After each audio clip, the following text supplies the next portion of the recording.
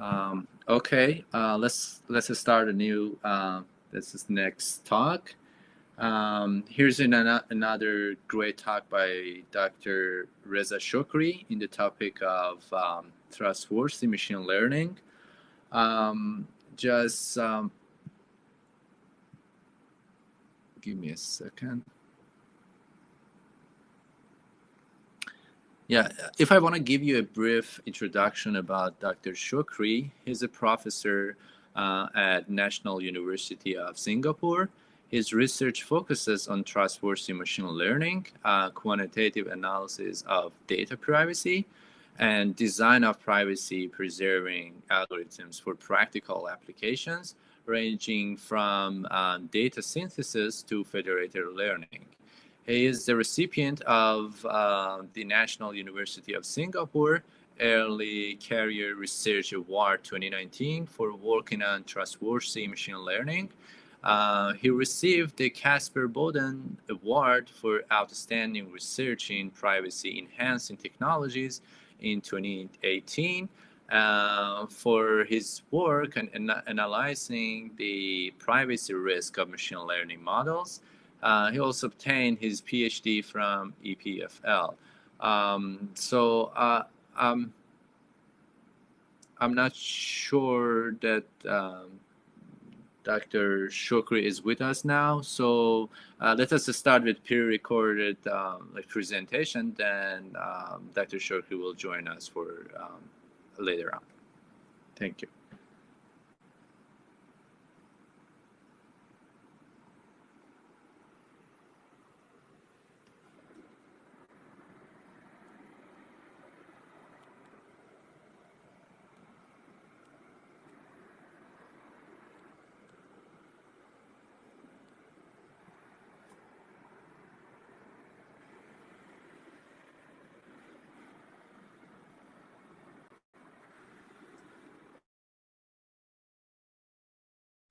Hello, everyone. This is Reza Shokri from National University of Singapore. So I'm going to talk about the emerging research area of trustworthy machine learning. So this is a joint work with many students and collaborators, which I will acknowledge under each page when I talk about the paper related to their contributions. My research is on data privacy and trustworthy machine learning. And I work on designing algorithms to analyze and protect various pillars of trust in machine learning. I also work on federated learning, which is decentralized computation of machine learning algorithms, where many of these notions of trust become very important. I work on data privacy, mainly using differentially private algorithms to release statistics, generate synthetic data, and also train machine learning models, as well as using computations on encrypted data to protect the confidentiality of data. What I'm going to talk about will cover some of the key papers in this domain of trustworthy machine learning. I also teach a course on trustworthy machine learning where the link contains all the main papers which are selected to enable the students to understand about the different contributions in this domain and different problems, different approaches. And also it contains a lot of links to talks and tutorials and related events and schools. So when we talk about machine learning, usually the main objective is to minimize the loss of the model on the training set with the hope to maximizing the predictive power of the model on the data that it has not been present in the training phase. So the main pillar of trust, of course, is the generalizability of the model. You want to train models which are accurate. And of course, if the model is not accurate, it's not trustworthy. But This is not limited to the model accuracy, and there are so many other aspects of trust that emerges more and more as machine learning algorithms are being used for making critical decisions on sensitive data in critical situations. So the first pillar is robustness. We want to make sure that the model can withstand noisy and adversarial data. In the cases where the training data or the model or the data during the inference phase are noisy or adversarial, we want to see the same behavior as we see from the model in the benign setting.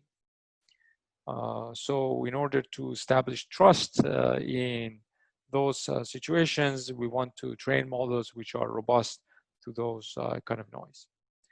Then many of the machine learning algorithms are being trained on sensitive and private data. So the question is whether we can trust the models to have access to those sensitive data. And if they're trained on that kind of data, whether the information about the sensitive data could be leaked or not during the time that it's being used. When we talk about training accurate models which generalize well, as we see, the pattern is that these models become more and more complex.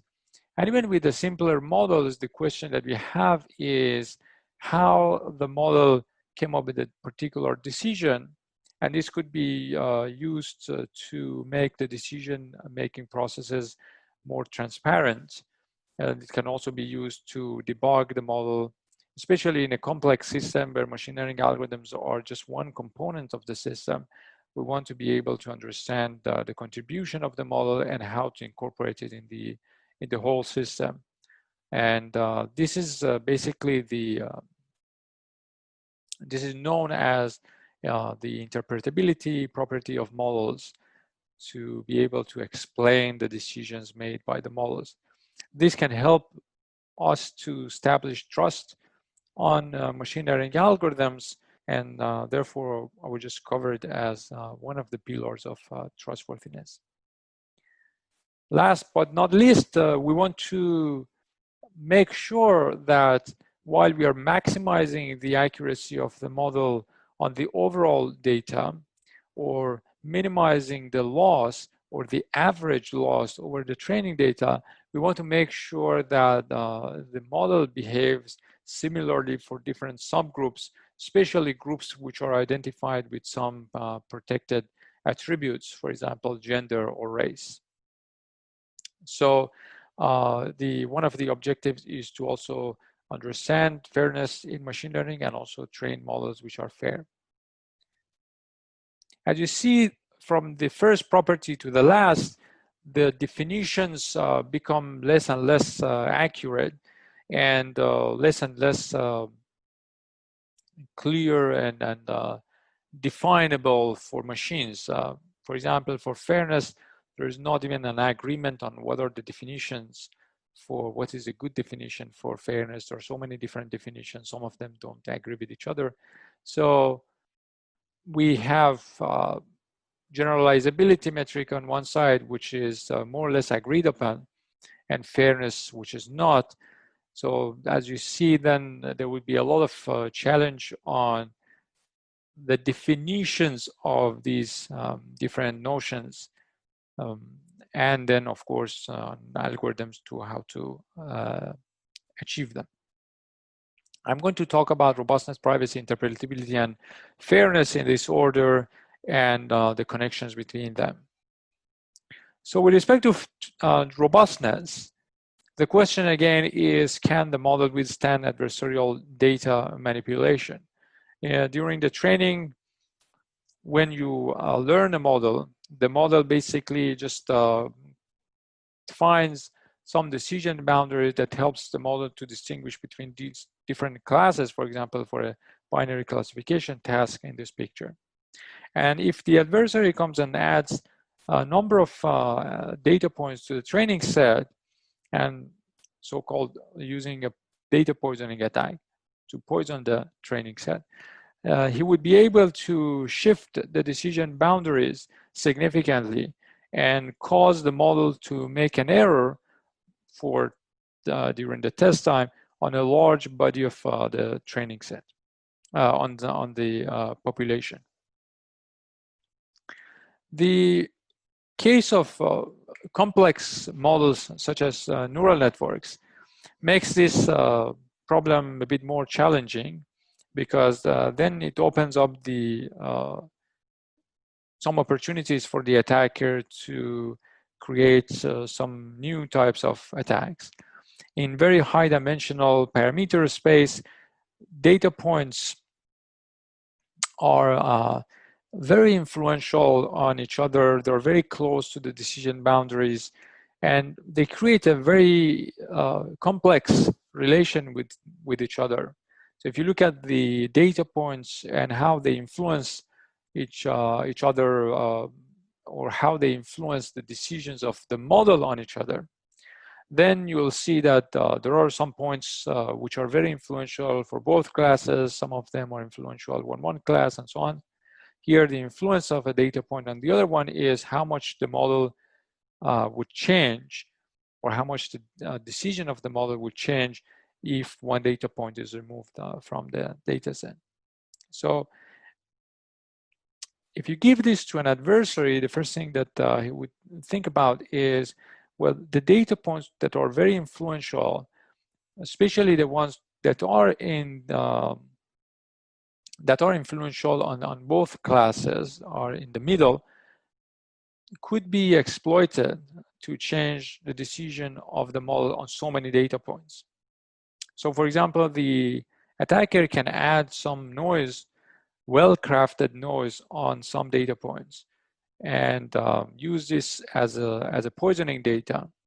And the poisoning data, when it's used during the training, would form the decision boundaries in a way that a lot of data points which are from the true distribution will be classified wrongly. The attacker can formalize the attack in as an optimization problem, which aims at maximizing the loss of the model, which by itself is a minimization problem. So when you train a model, you minimize the loss on the training set.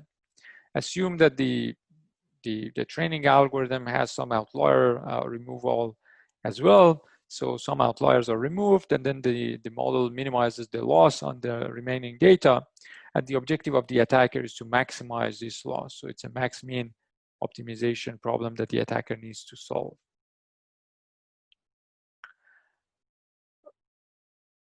So we talked about the case where the attacker wants to maximize the loss of the model over all the distribution.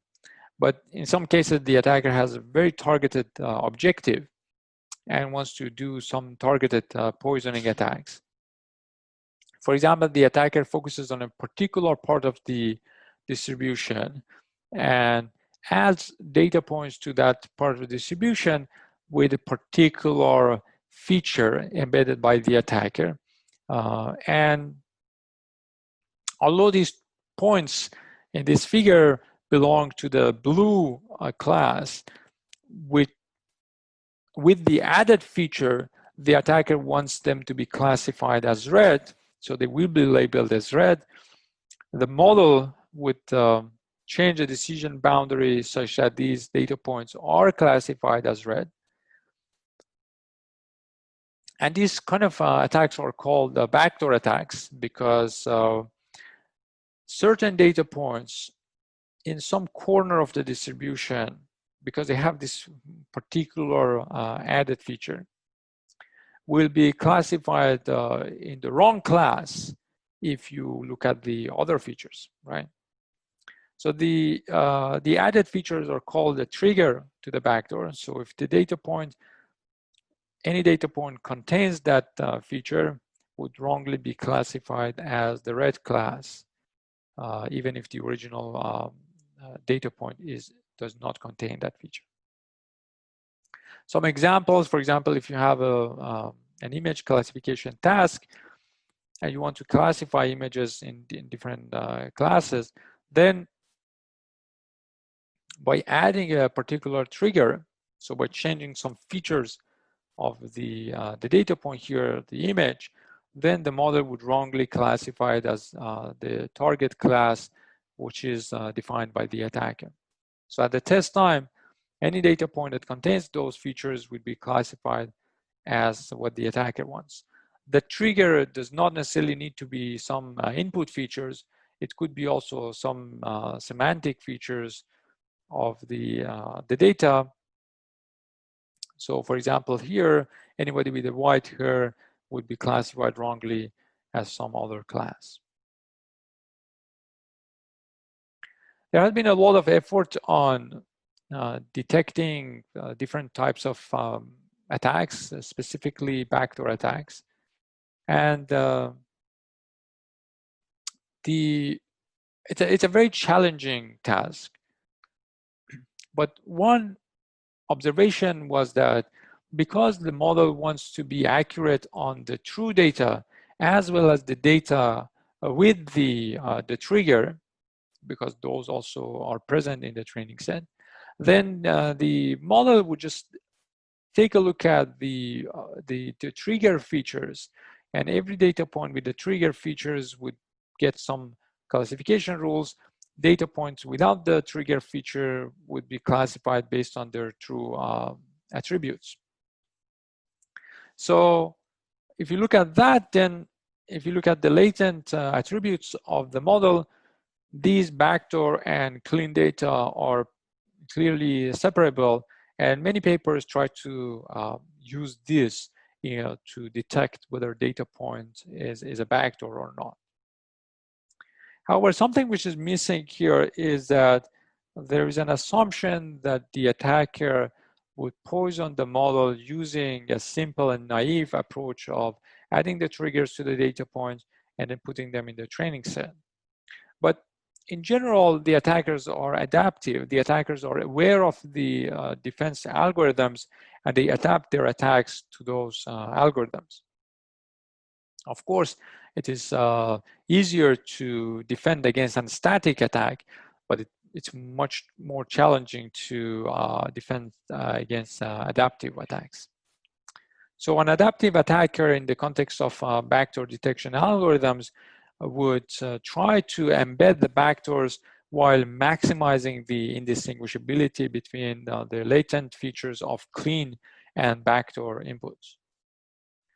The attacker can construct an adversarial network where the objective of the network is to maximize the classification accuracy of the model, but at the same time wants to make the latent features of backdoor data and the clean data that all will be classified in the same class to be indistinguishable. Here you can use a discriminator network and train the classification model and the discriminator model jointly to maximize this indistinguishability. This would result in a confusing set of latent features for the clean and backdoor data, and would prevent the existing backdoor detection algorithms to identify the poisoning data. So a majority of the backdoor data would remain undetected using the existing backdoor detection algorithms. So one lesson is that we always need to consider adaptive attackers. We need to have a formal definition for backdoors in this particular setting, and try to design defense algorithms that are robust against adaptive attackers given that definition of backdoors. So we move on to some complex scenario. So far we have been talking about the centralized training setting where there's some data and then we want to train one single model. But more and more we see that it is important to be able to train models in a decentralized manner where data is distributed and different parties do not share the data with each other due to privacy concerns. So what they do is that they train a model locally, they share the parameters of their models regularly. There's one server that aggregates those parameters and send it back to the participants for the next round of training. Here, immediately, if you think about robustness, you will see that the attacker, being one of the participants, would be able to poison the global model, for example, by sending adversarial parameters to the server.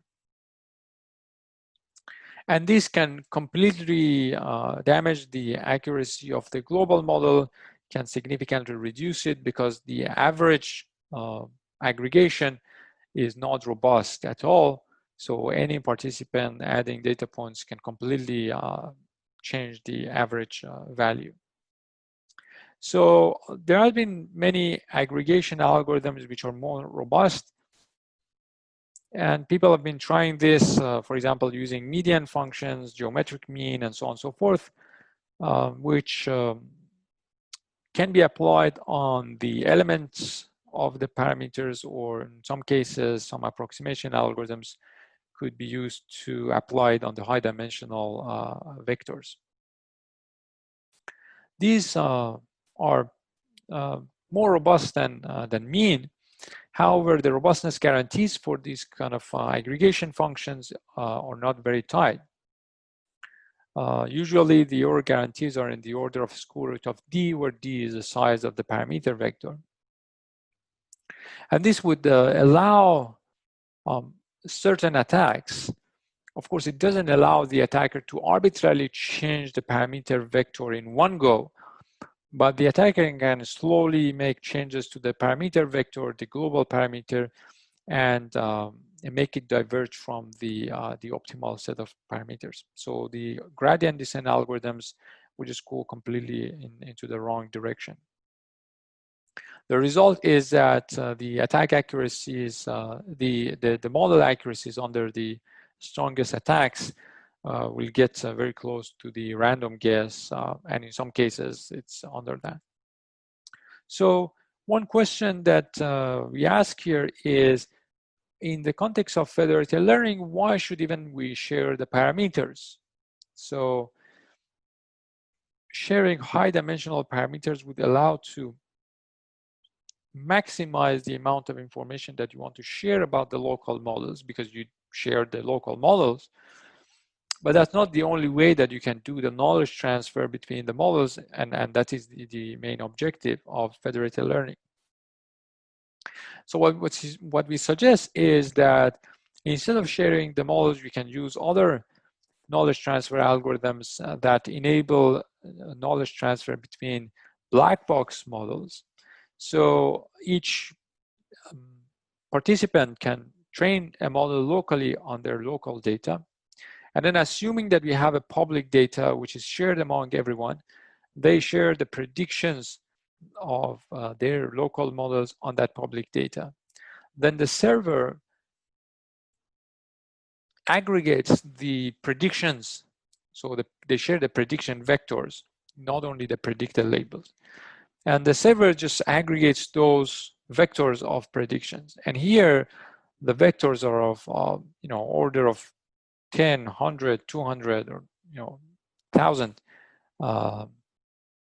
classes in the classification task, which are orders of magnitude smaller than the size of the model parameters. So here we can come up with a very tight error guarantees for robust aggregation of the prediction vectors, which minimizes the influence of the adversaries. And we can achieve this with very low sample complexity. So for achieving a low error guarantee, we do not really need many participants. So this would result in model accuracies which are very close to the accuracies of the models in the benign setting, and against the strongest attacks.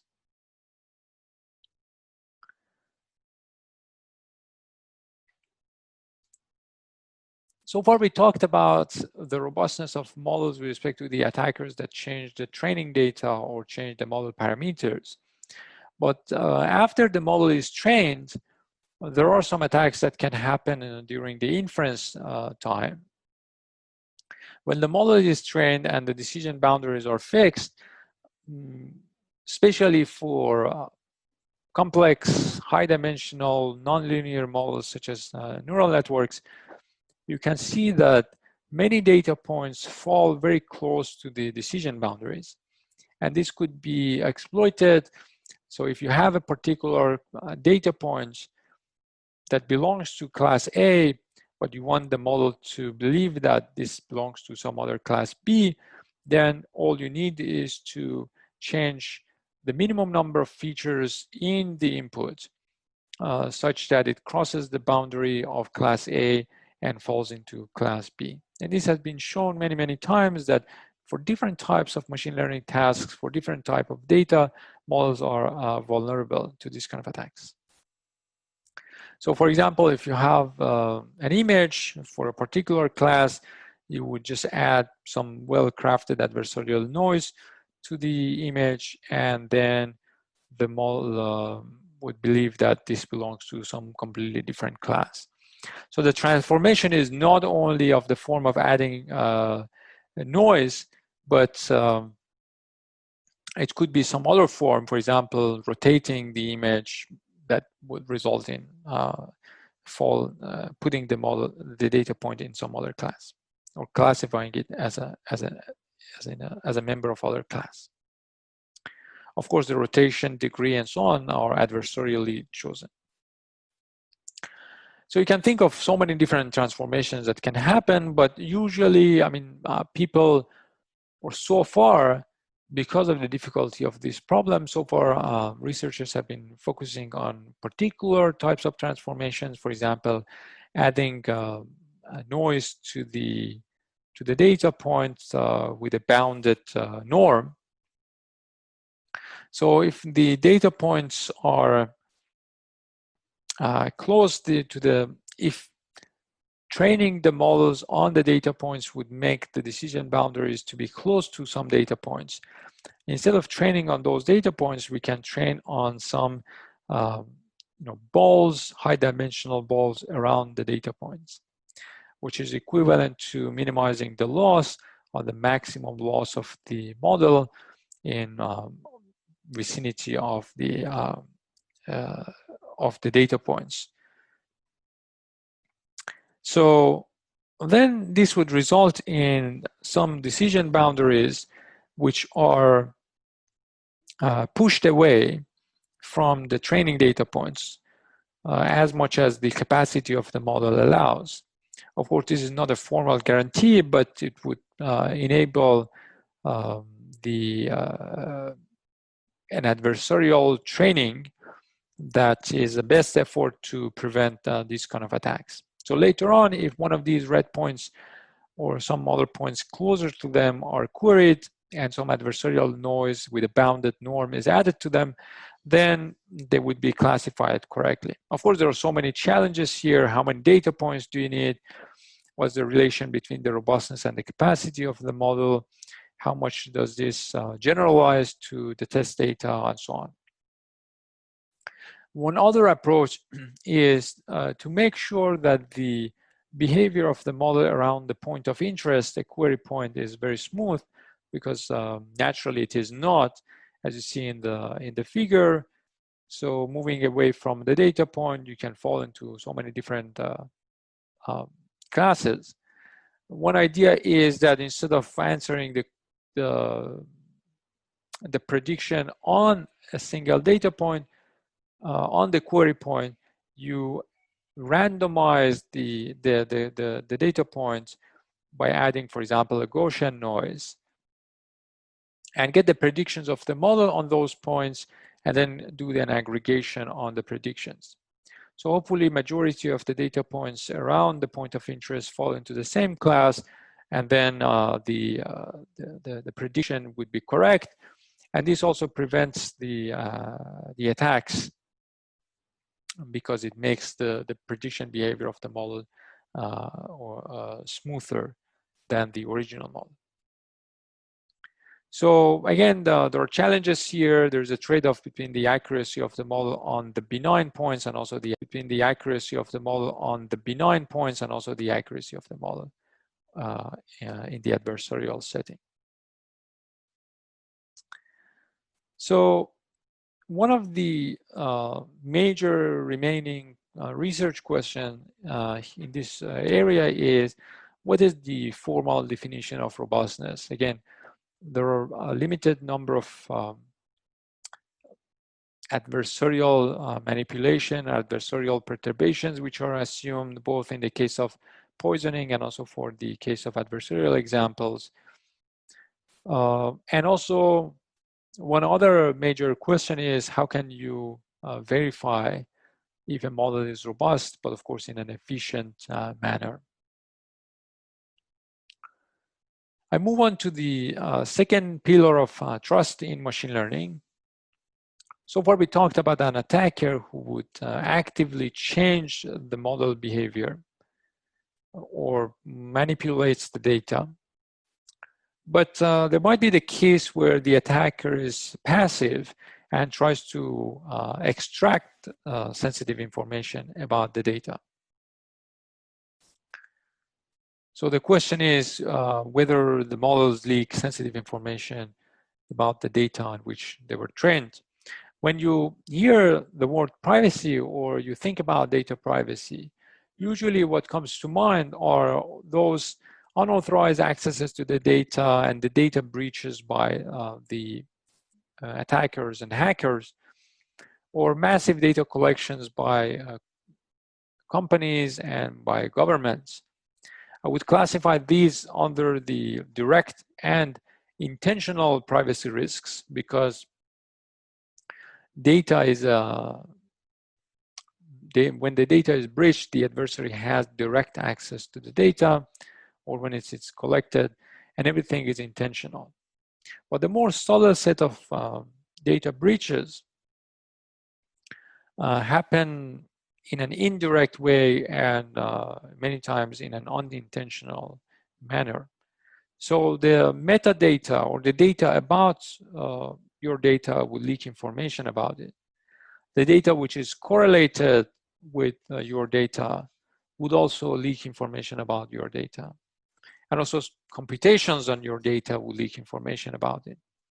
In all of these, the original data is not touched, and some indirect information channel is created from what is observed by the curious adversaries, and many cases this leakage is unintentional.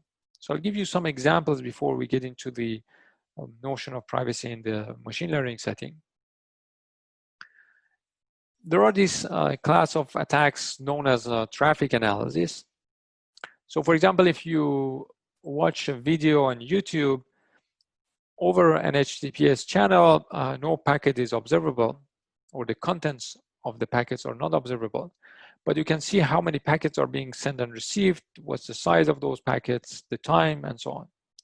So if you look at the time and the length of the packets which are sent, that gives you a fingerprint of how much the content of the video is being changed. Because if there's a lot of changes in different frames, then there will be more traffic.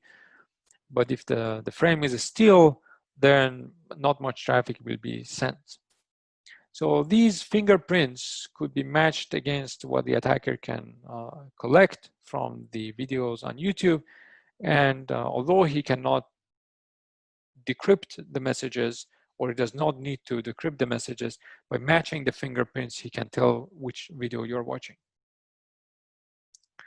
The information that you leave, or the traces of the information that you leave on the web, for example, the websites that you like on Facebook, are correlated with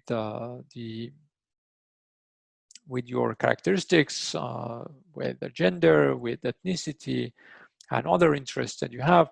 Of course, we are not behaving randomly, so what we like is correlated with our interest, and this could be used to infer those kind of interests.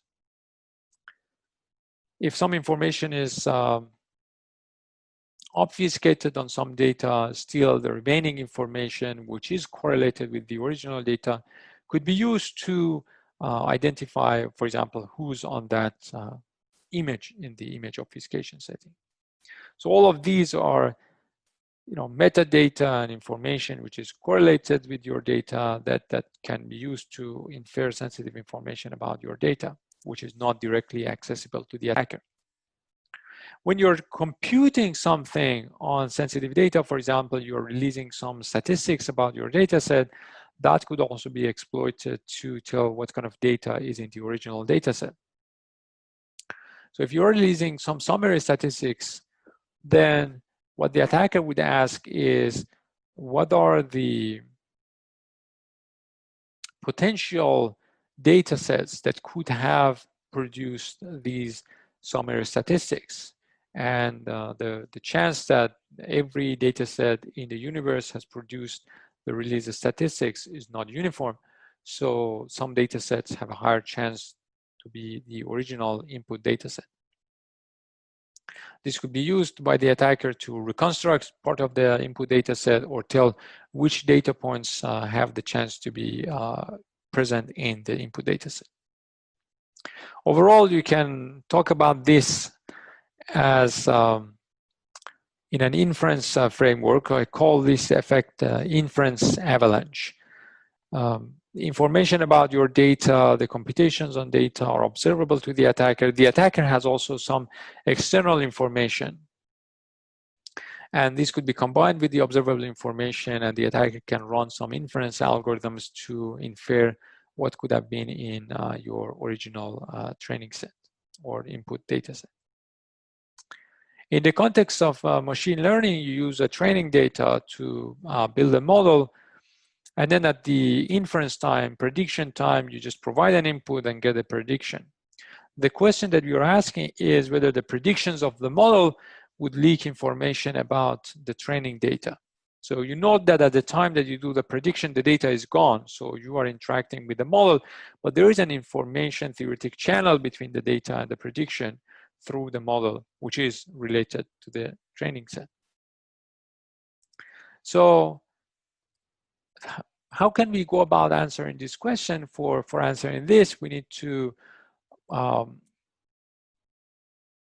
basically use this observation that the behavior of the model with respect to its training data is different from the behavior of the model on the training data. For example, if you look at the predictions of the model on the members of the training set and the non-members, you will see that the uncertainty of the model is much more on the test data, non-members, compared to the training data, the members.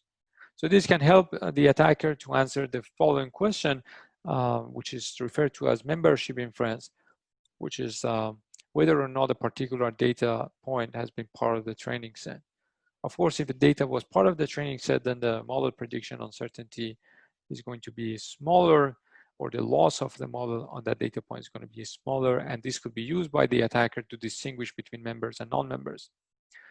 The attack is not going to be as obvious as it is reflected in this image, but we can design sophisticated algorithms to identify the members and distinguish them from the non-members. We have tried these attacks, which I skipped the algorithms, on many different machine learning platforms, for example, the ones provided by Google, Amazon, and others. And in many cases, the attacker can tell with a high accuracy whether a data point has been part of the training set. Basically, those models would leak a lot of information about their training data. Although the attacker has no clue what the machine learning algorithms they use, what is the parameters of the model, what are the intermediate computations, and the attacker only observes the predictions. If the attacker can tell a lot by just observing the predictions, then the question that we ask is, how much more can he learn if he has access to the model parameters? This is referred to the white box access to the models, where the attacker can observe the whole model. And after the model is trained, so To be able to design an inference attack against machine learning algorithms, for example, deep neural networks in the white box setting, we need to go and look at the algorithm which is used for training the models. So usually, for example, stochastic gradient descent algorithms are used where the algorithm iteratively minimizes the loss of the model on the training data by updating the parameters of the model. So you start with some initialization point in this high dimensional space of parameters, and gradually you update the model parameters. Every time you look at the data, you compute the loss, you try to move in the opposite direction of the gradients of the model given the current parameters in order to reduce the loss. So this trajectory is completely determined by the data points in the training set. You can imagine that if some data points have been part of the training set, then the gradients of the model on those data points, for example, the norm of the gradients would be much smaller compared to the norm of the gradients of the model on the test data.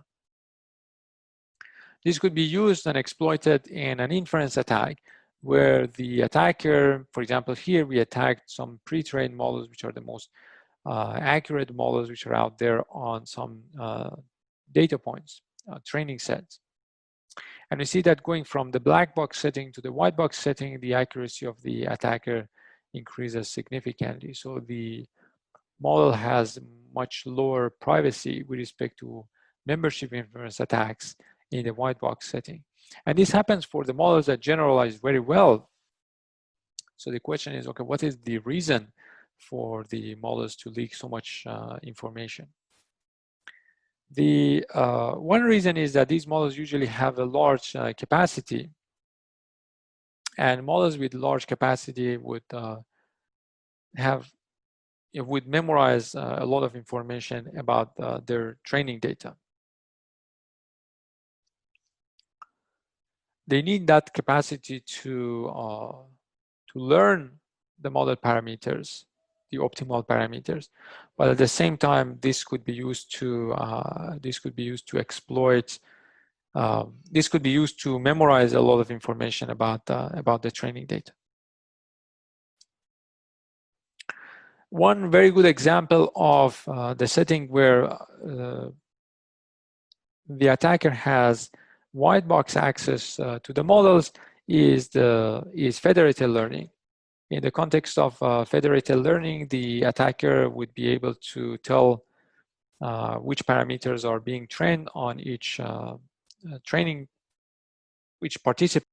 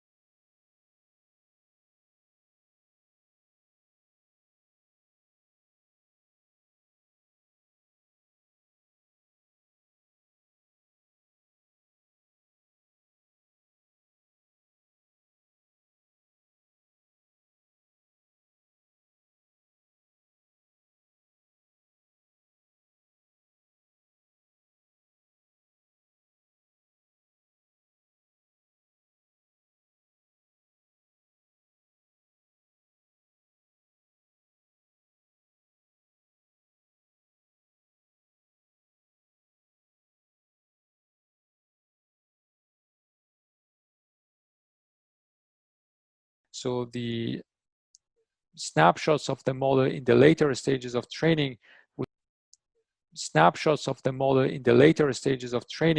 would leak more information about the peculiar data points in the training set, and that is what the attacker can exploit to get way more accurate membership inference attacks.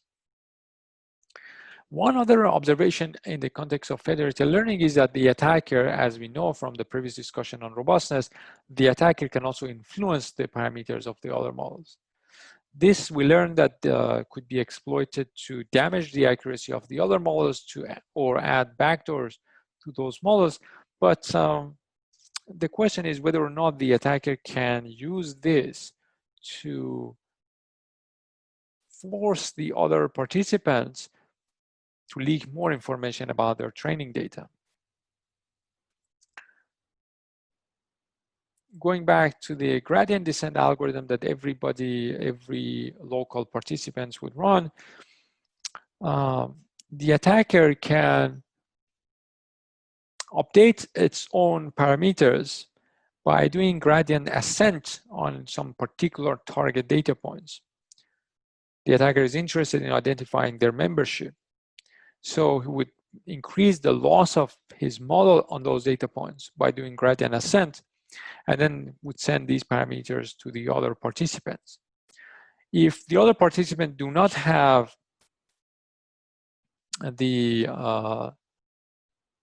those data points in their training set, then they're not going to react to this. However, in the case where they have that data point in their training set, they would correct it because they are running the gradient descent and they want to minimize the loss on all their training data. And this reaction could be detected by the attacker. The attacker would be able to tell whether this data point has been part of the training set of some other participants. And these active attacks can indeed increase the accuracy of the attack in federated learning.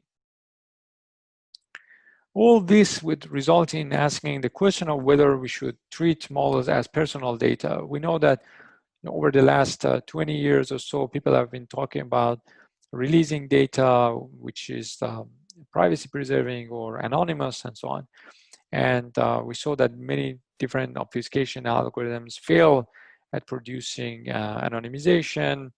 Then people been hopeful that releasing summary statistics are privacy preserving, but based on many attacks, that was shown to be false.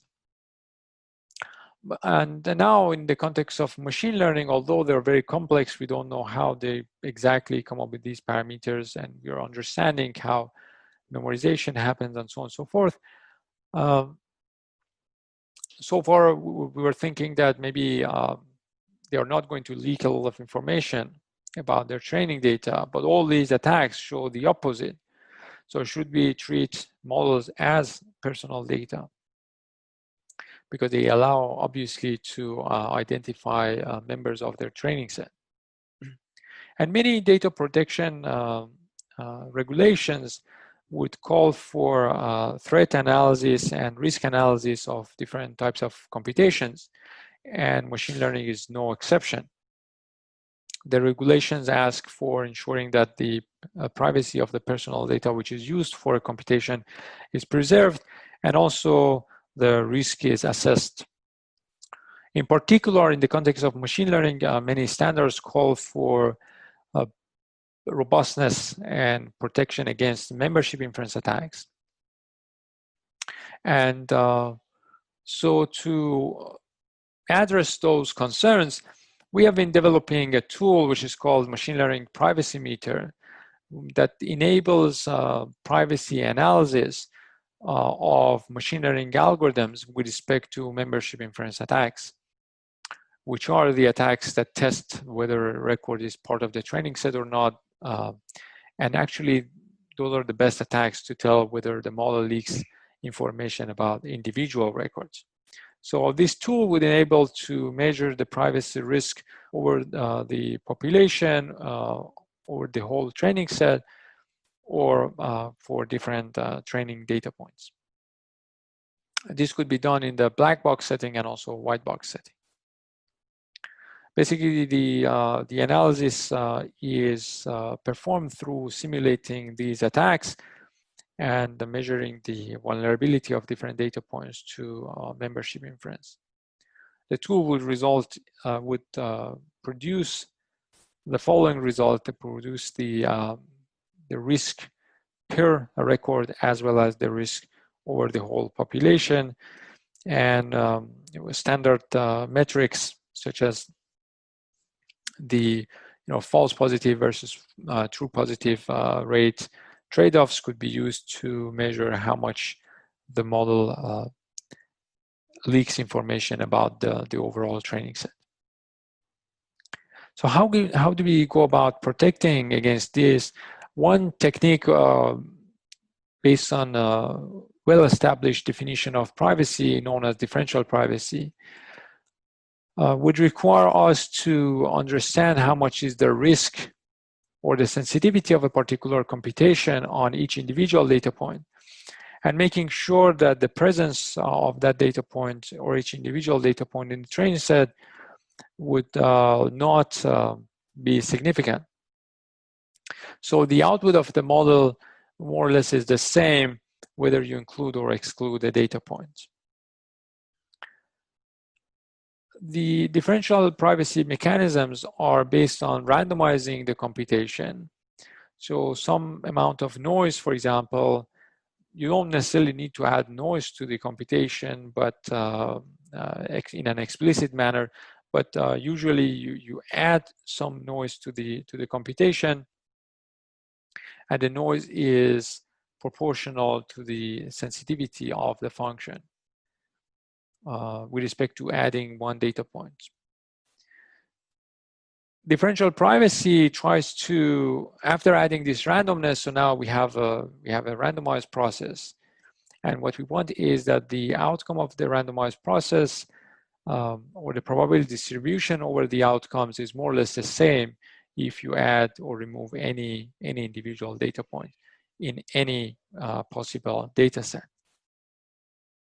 This bounds the accuracy of the membership inference attacks in particular, and also any other more complex inference attack that could be run against the machine learning algorithms. How do we achieve this in the context of machine learning? For example, for deep neural networks, so what you can do is to bound the amount of change that each data point can make on the gradients by norm bounding the gradient vector and adding Gaussian noise to that. Of course, this would result in some other trajectory in the gradient descent process and might result in reducing the accuracy of the model.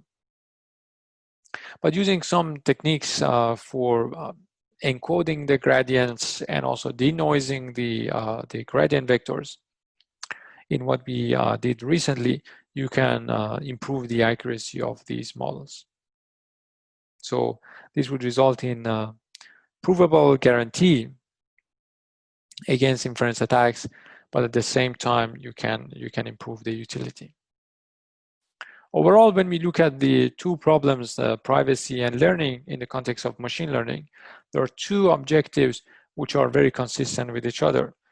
We want the model not to leak information about its training data, but at the same time, we don't want the model to be overfitted in the training set, and we want it to generalize well to the data outside the training set.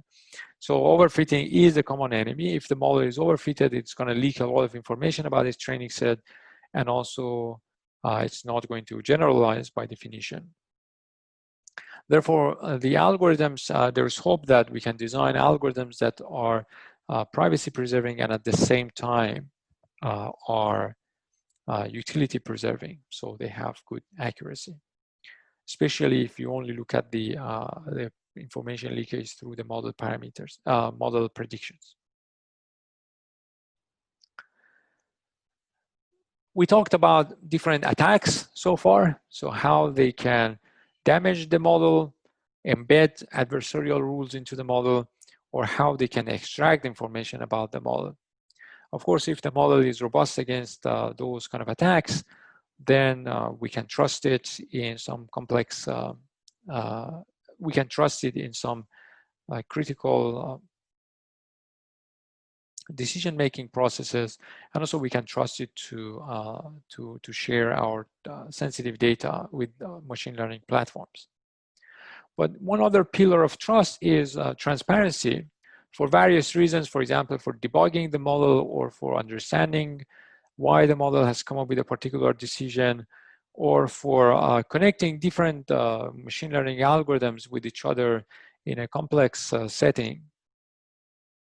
Because usually the systems do not involve one single machine learning algorithm. So there is a software, there is a machine learning algorithm, and so on. So we want to understand how the model came up with a particular decision so that we can incorporate it well into the whole decision-making process. That gives birth to the algorithmic transparency field of research, where we ask how can we interpret the decision-making of complex models. Notably, I mean, this has been discussed and studied in for deep neural networks. What we want to know when we have usually black box access to the model, we want to know why a particular input has been put in a particular class. So for explaining that, there have been different approaches. These are known as post hoc explanations, where the model is fully trained and then you just want to explain its decisions. One major approach is to highlight the important features in the input that are influential in getting a particular decision for that input. I call them the feature-based techniques. And there are also record-based approaches where the algorithm tries to identify which data points, notably in the training set, have been very influential for getting this particular class or predicting this particular label for a given input. When we, instead of just explaining an existing model, you can anticipate that, and if you have the freedom to train a model, then you would try to add these two particular objectives, the accuracy and explainability at the same time, into the training. So to construct models that are more interpretable, or they can provide the explanations of their predictions at the same time as they're doing the prediction. So some examples on feature-based explanations. The feature-based explanations, for example, saliency maps, or the ones that just look at the gradients of the model with respect to the inputs, and some other existing techniques would highlight parts of the inputs that have the maximum influence on the decision of the model on these particular data points. The record-based models are usually based on some algorithms that try to see how removing a data point from the training set would influence the decision of the model on a particular test data. So the data points that have higher difference or would result in higher difference in the loss of the model with respect to the test data are considered more influential. Of course, these are very interesting techniques that could be used. This is a field which is developing. There are so many interesting algorithms that are being designed. Some of the algorithms involve experiments with real users and to better understand how they interpret the explanations that are provided by these algorithms. But one particular aspect of this that I want to discuss is to relate it to previous pillars of trust that we talked about. Notably, we want to talk about the privacy aspects of model transparency. We asked the question of whether model explanations would leak information about the training data. Can the attacker exploit the model explanations to run membership inference attacks? Or can he exploit these to reconstruct members of the training set?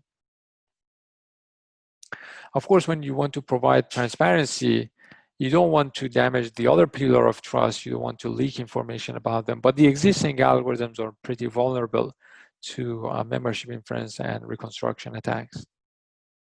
If you look at a model, as the model gets more complex based on the complexity of the data, then we see that there is a divergence between the norm of the gradients of data points in the test data compared to the norm of the gradients of data points in the training data.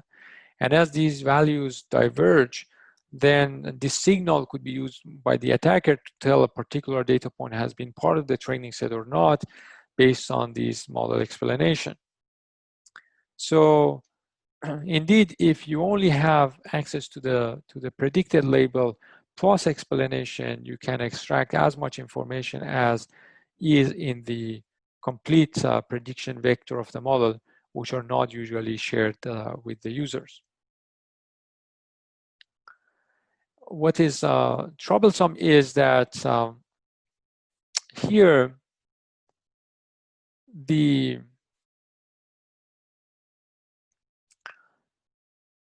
there is this very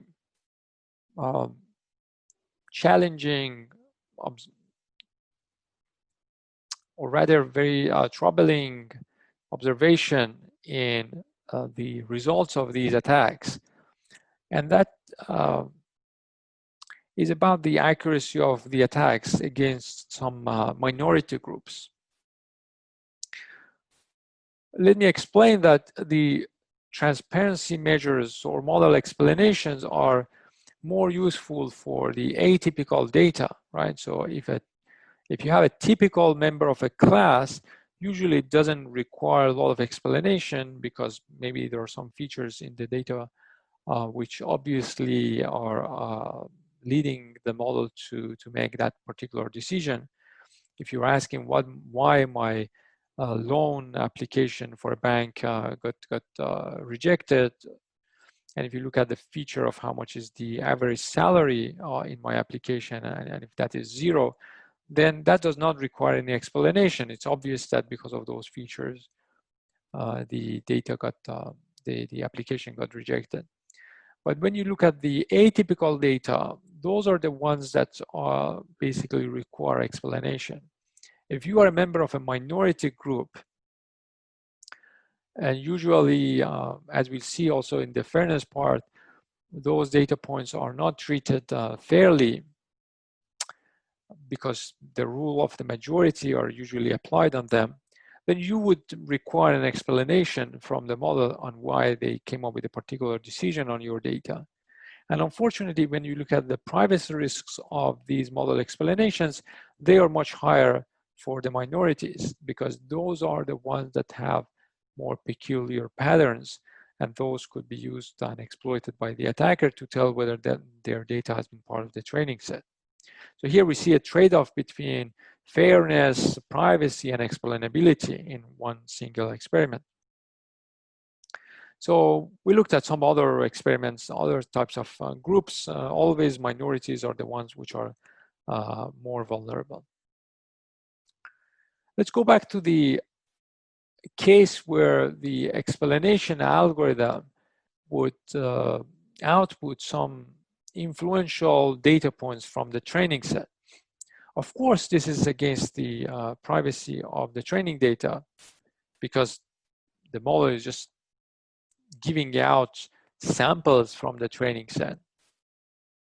And if you just sample randomly data points from the population and just query the model, gets a prediction on them, you would be able to reconstruct 30–40% of the training set, at least for this data set that we tried. But the attacker might not be, this is a huge information leakage.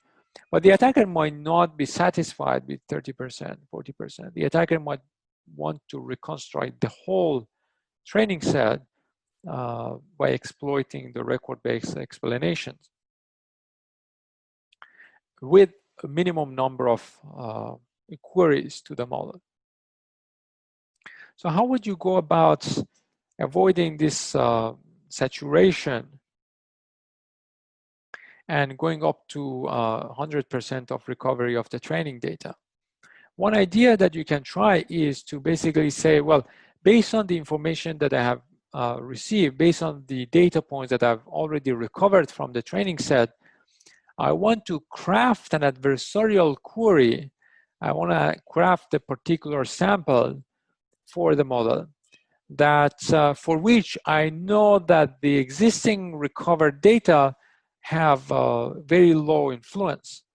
So if the influence of what I've already recovered is low on those data points, then the model is going to find out some other data points in the training set which are influential on my sample. So this is what we call the subspace reduction by minimizing the influence on the already recovered data points. And this would result in recovering almost 100% of the data, again, for these toy data sets that we tried. There are many remaining interesting research questions in the area of model explanation and algorithmic transparency for machine learning. One major question is, what is a good metric for explainability? There are different algorithms. How can we compare them? There are recently some user study-based approaches to this, which are promising, but algorithmically, you know, as a computer scientist, you want to have some metrics that enable you to compare different model explanation algorithms. Depending on who is the target of the explanation, then the model explanations would change. This is also a big question. To whom are we explaining?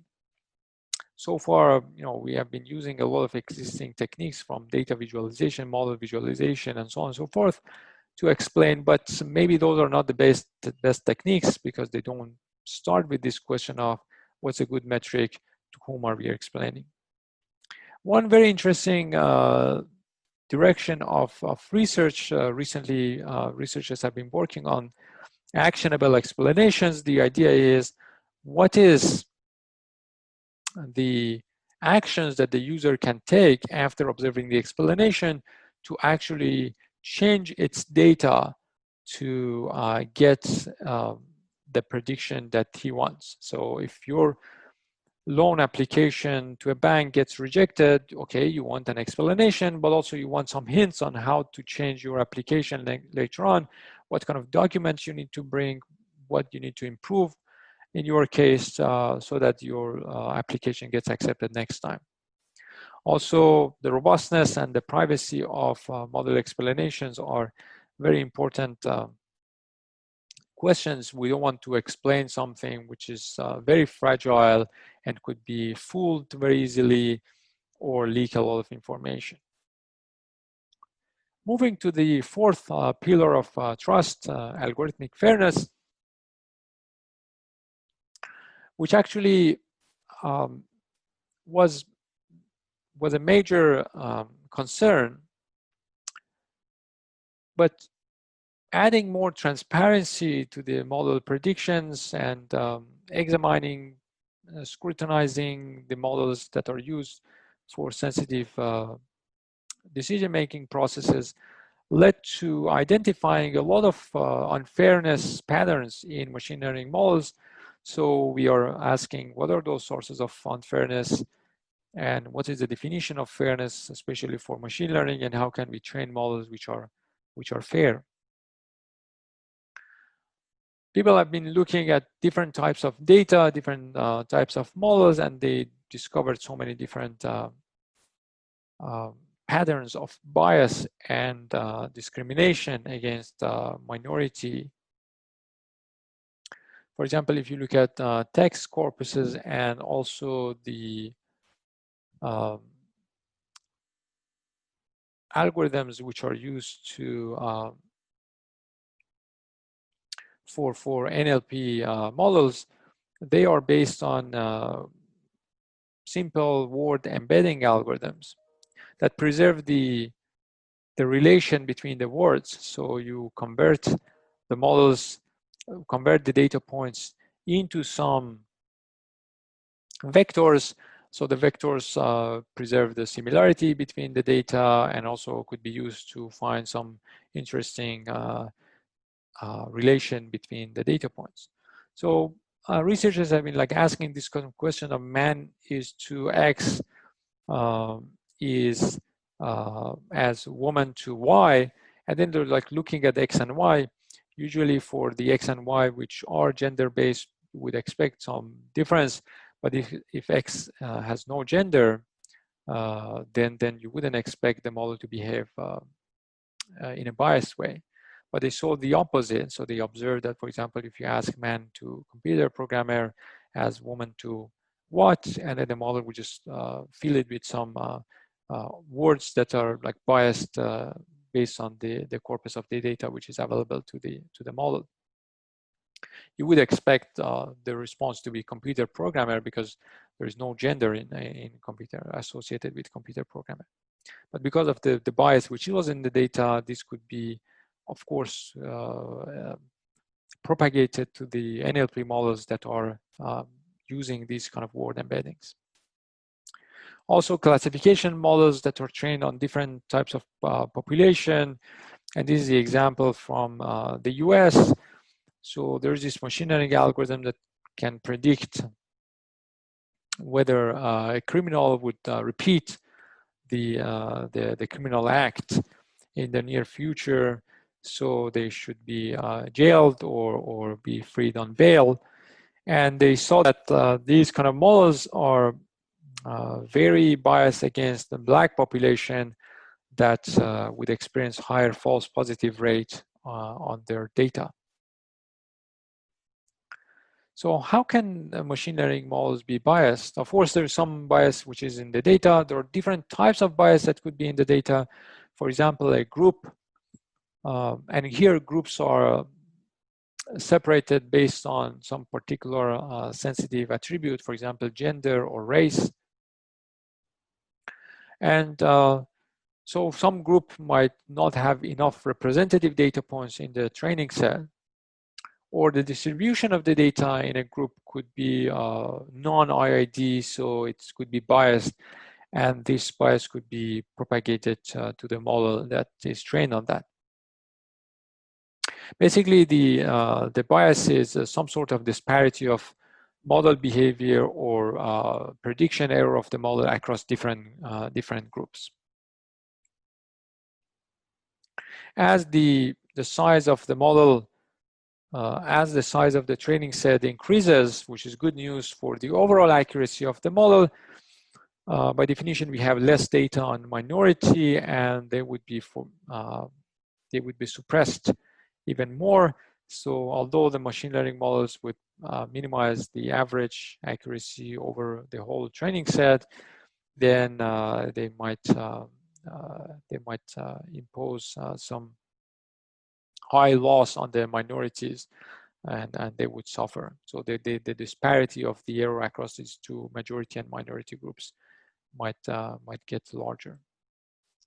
And also, when we talk about error, what matters, for example, over the training set, is how this error is distributed. Again, this error could be a random error across any random member of the training set, or it could be a systematic error concentrated on a particular subgroup, for example, the minority. If you train a model on the training data, as I said repeatedly, the model wants to minimize the loss over the whole training set. But if you look at the minority group, and you will see that the minority group has a different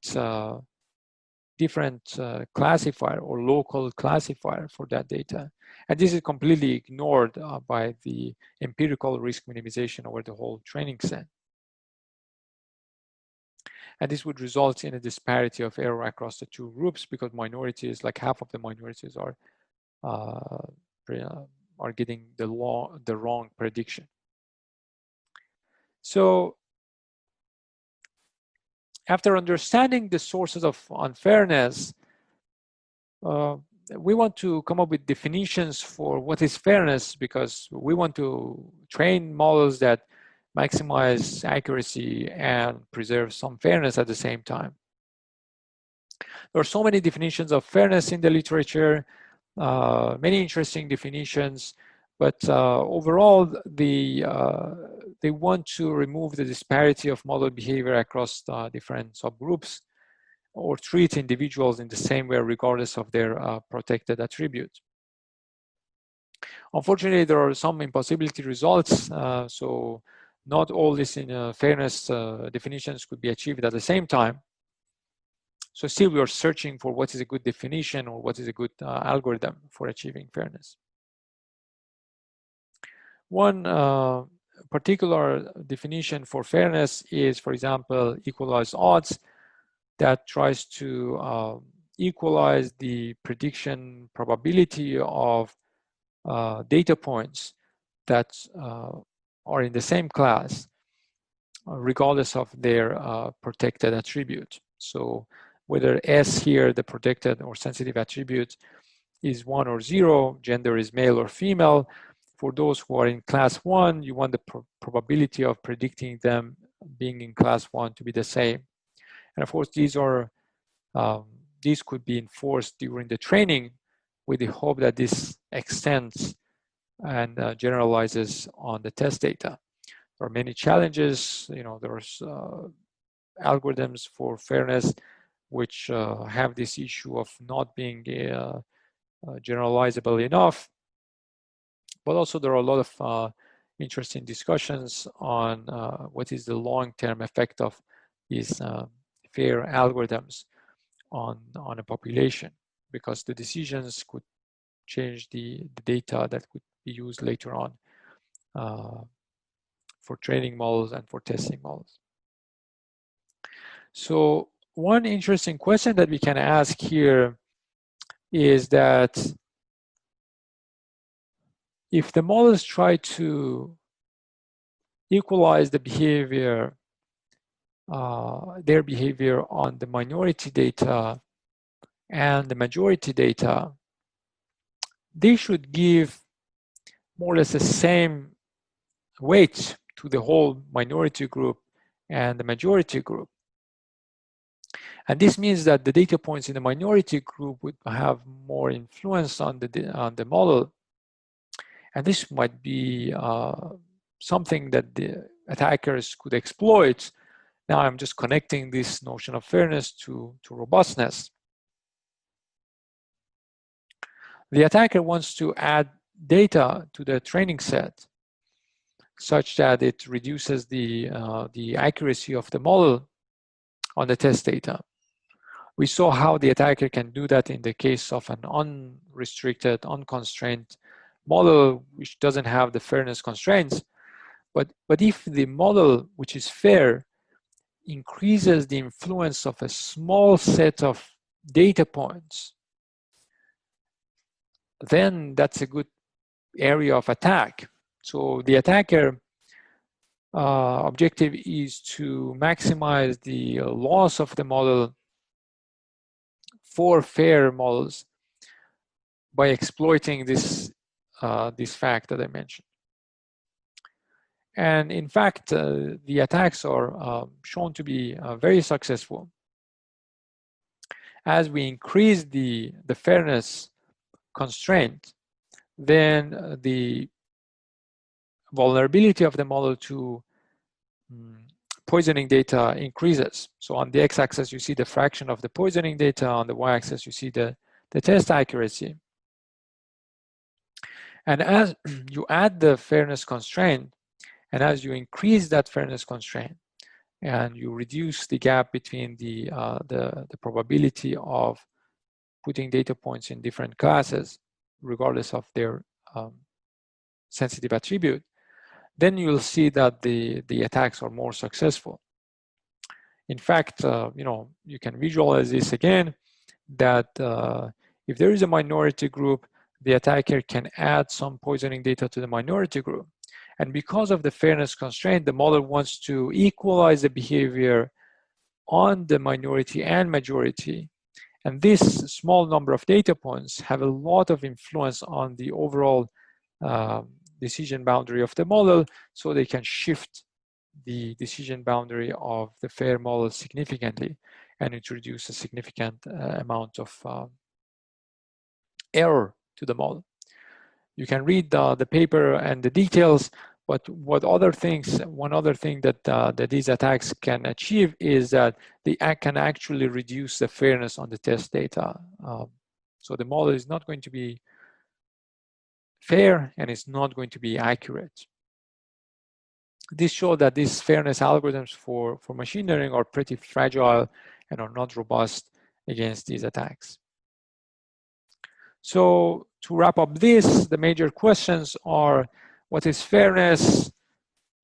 Should we hope that we have a smaller number of metrics that could be used to achieve fairness and also to verify fairness on machine learning algorithms?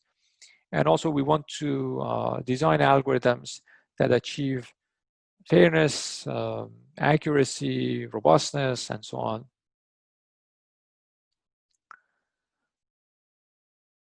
So I'll wrap up my talk here. Thanks again for inviting me for giving this talk. You can find more information about what I discussed on my website. I'll be happy to also answer questions over email. Thank you very much.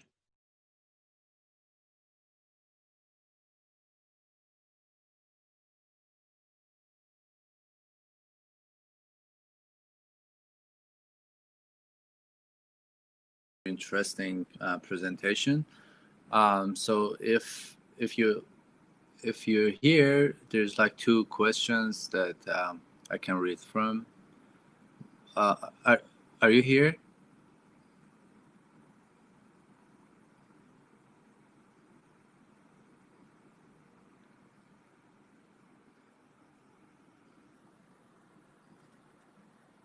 Can you hear me, Dr. Shokri? Yes, I am online. All right. So the first question is, can we consider the membership attack as an anomaly detection problem? No, I think these are two different problems. Maybe the intuition behind this question is because somehow when the model learn like a class, a data set, right? If you feed an image that is outside the let's say the distribution of the data set that the model trained based on it. So if you feed another image that is outside of this distribution, kind of is like anomaly detection, right? So yeah, but those are easy. Yeah, but those are easy to detect when you look at the data itself, right? These are two different problems. The membership inference attacks try to find out the features of the model behavior that can distinguish what is inside the data set and what is outside. Whereas for anomaly detection, you just want to find out what data point is outside the distribution, right? These are two different problems.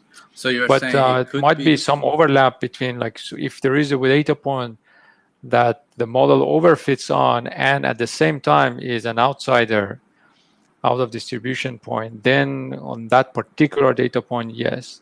But the formulation of the problems are different. So there was another question that apparently they got their answer. Yeah, so there was one question on, for example, the using regularization techniques. Yes, so using regularization techniques can improve indeed robustness with respect to membership inference attacks. But what happens is that you cannot come up with a guarantee.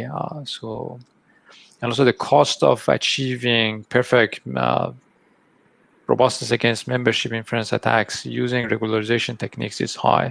So you usually need to over-regularize to get to a random guess in inference attack. Okay, so one question that I'm thinking about your paper in membership attack and SNP is that the attacker, how much knowledge the attacker have about the data set? I mean, you're assuming that the attacker doesn't know anything about the data set, that let's say the server that has the model is trained like some model on the data set, or no, you have some assumption that the attacker knows doesn't know all the data set, but has some knowledge about some part of the data set. So membership inference attacks work in the following way. Basically, they are some hypothesis testing problems.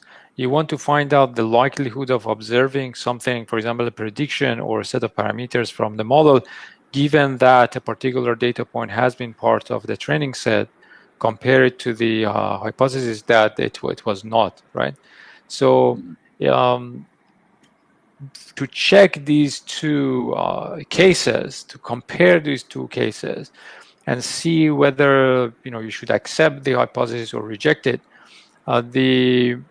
you would need to have access to the data from the population, because you always need to know, compared to a data which is sampled uniformly at random from the underlying population, whether the model prediction or behavior is similar to that, or is it so kind of skewed towards some other data set which is a subset of that.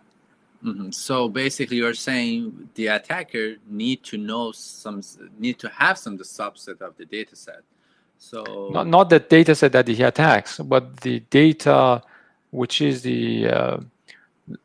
generated or sampled from the underlying distribution from which the training set is also sampled. So imagine that, for example, in a simpler setting, you imagine that you have a bunch of data, you compute an average value on them, you release the average, right? And now you want to know whether a particular data point was part of that data set or not, right? What you would need to know is what is the distribution of the data, the underlying data set. There is a generative model that generates the data. From that, what is the chance that this particular data set has been part of the computation of this mean, or it could have been just coming from the underlying population. Right? But it seems that if the attacker want to generate some new samples about that model, it needed to have some access to the underlying model, as you said, because in the way that I'm seeing it is like black box attack. You don't have anything about you have just input and output of the model, the underlying model, right? So the question is, in this scenario that you have only access to the input and output, the output is only the labels, not softmax probabilities, not nothing, that the labels, right? So how can this attacker can generate some samples of this model? It's not a sample from the model, it's a sample from the underlying distribution of the data. Let's say I know that you have trained a model on some DNA sequences, right? I go and just collect some DNA sequences, right? And I train some models on those for myself as a reference models. So then I compare the behavior of the model that you have with this reference model, or in the way that we have shown. If the model gives you also the prediction vector, then you can also synthesize data in simpler scenarios. Yes. So if you don't have access to the generative model, you don't have access to the population data set, then you can synthesize some data.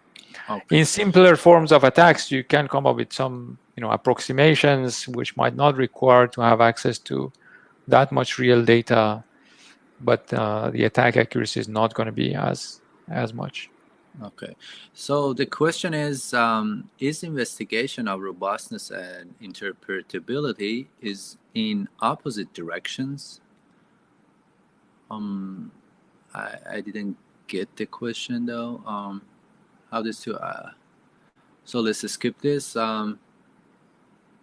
different But models. just let me answer a different question. People are studying the robustness of interpretability mechanisms as well. Mm-hmm. So do you think that we can use explanations of different models regarding an input example to obtain a way of weighting their outputs in an ensemble settings?